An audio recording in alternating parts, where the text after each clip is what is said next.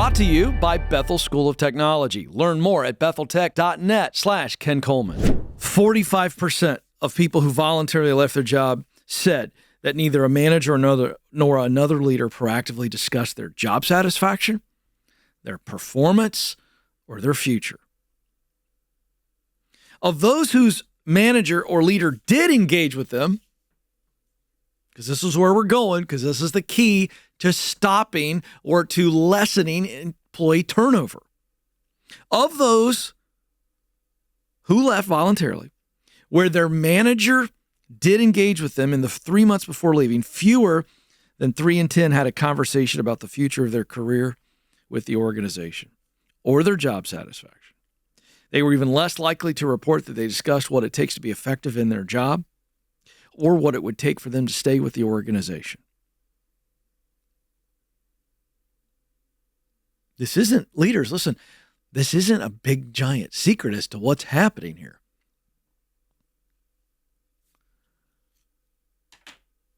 The leader is not talking to them about what matters most to them. Job satisfaction. Hey, where do I stand? Where do I stand? Am I doing a good job? Do you think I'm doing a good job? Do you value me? Do you see me? Hey, are you satisfied with your work? Are you challenged? Do you feel supported? Are you engaged? This is leader talking to the employee. Hey, here's one. What would you like to do? What does growth look like for you here? What would you like to grow into here? This leader can ask this question. Or, hey, we're thinking about this, and this for you. This is what we think growth looks like. So, again, this is human stuff. So, based on Gallup's study, let's look at some more specifics. Compensation and benefits are always at the top of the list and always will be at the top of the list when it comes to retention, keeping people. But it's not all that. It's not the only thing. This is really interesting stuff, leaders. Pay attention to this.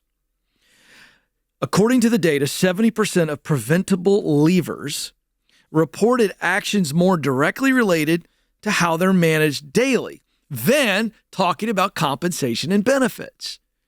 So compensation and benefits matter. It's really important.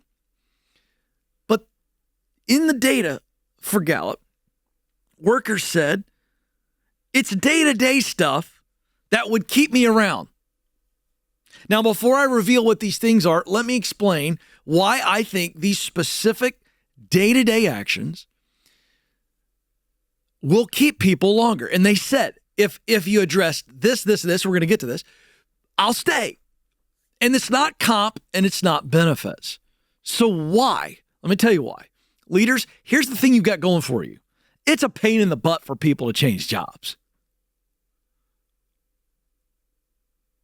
It's a pain in the butt.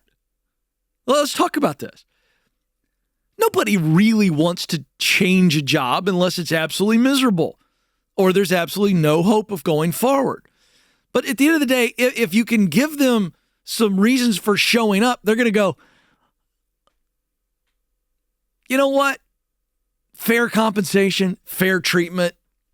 I don't really want to have to go look for a freaking job and apply and go through the interview process and then change. Can we all be honest? Like, no, that's not like on our bingo card for things I'd like to do this month. I'd like to change jobs because it's so freaking convenient. All right. So leaders, you kind of got an advantage here.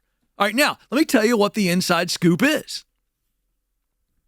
Alex, I get fired up because I don't understand why leaders don't pay attention and whether they're watching this show or not, just in general going, why are people not staying? Duh. All right, here we go.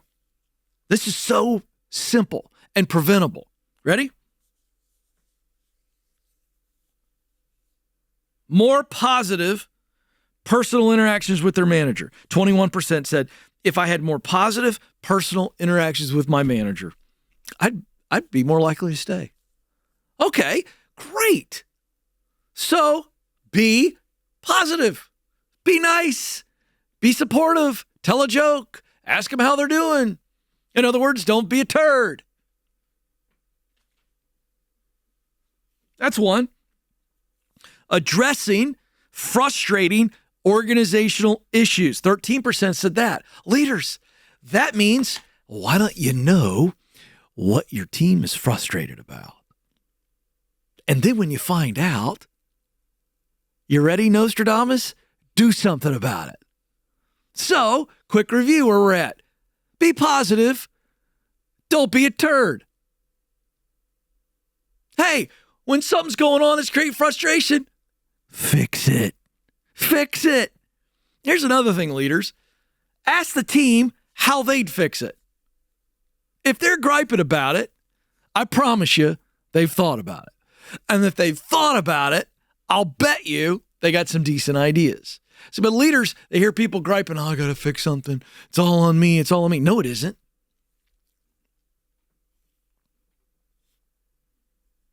Creating opportunities for career advancement. 11% said if they would just create opportunities for career advancement or show me that there might be a ladder, then I would stay. Okay, leaders, I'm trying to keep this simple. You know what that means? Show them a path to progress. Show them a path for growth. If you don't have one, figure it out because you're going to lose them. And then the final one, these are the four outside of compensation and benefits. 9% said improving workload concerns. So this means, again, paying attention and seeing where they're stressed out and too much workload, and let's find a way. If it's not important, delegate it to somebody else or remove it or hire for it. Everything's not as important as everything else.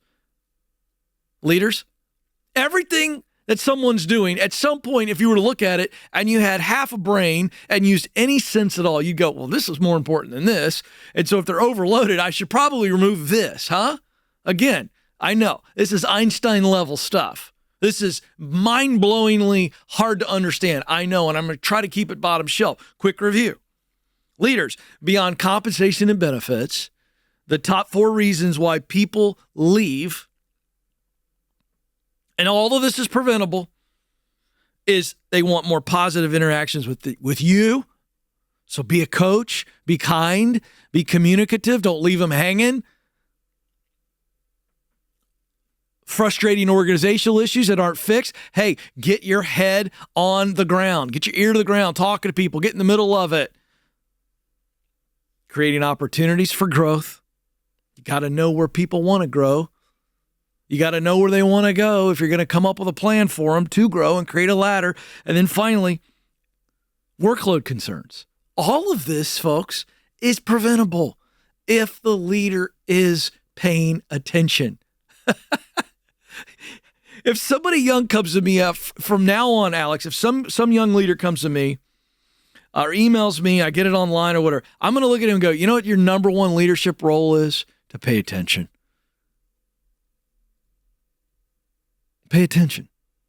All of these things, by the way, become really, really obvious, and the fixes are obvious if you pay attention. Pay attention. My teacher used to say that to me all the time in class. Pay attention, Coleman, because I was sitting in there probably doing this number, gazing on it. Look, a leader who is paying attention sees all of this stuff. Oh, by the way, not only do you see it, you fix it. I love football. I'm going to give you a sports analogy. Leaders, listen to me. Good coaches make adjustments in the middle of the game because they're watching the game just like me at home. Now, Bob, I'm no football coach, but I can tell you something. I can watch football game, and because I'm watching, I'm paying attention. I didn't pay attention in class, Alex, but I pay attention to a football game. And I can watch it, and I can go, there's a problem right there. That's where the problem is, and I'm not an expert. I don't know X's and O's big time. I'm no football strategist. Nobody'd hire me to coach their team, but I'm telling you, if I pay attention, I can see where the problem is. And leaders, you don't have to be a world-renowned strategist. You just have to pay attention. Pay attention. Pay attention. And that's half the battle in leading effectively. So, is it doable? Yes. I'm going to leave you with this. Here are three little quotes I'm pulling out of this study that people shared, and it illustrates everything I've been discussing. These are from real people who left their company. 3 quotes. Recognize my contributions to the team by matching my salary and title with those of my coworkers doing the same work. This is what they're saying. This could have contributed them to staying if you would just recognize my contributions to the team. Number 2, if you treated me with respect and showed concern for my well-being. Number 3, if you allowed me autonomy to do my job.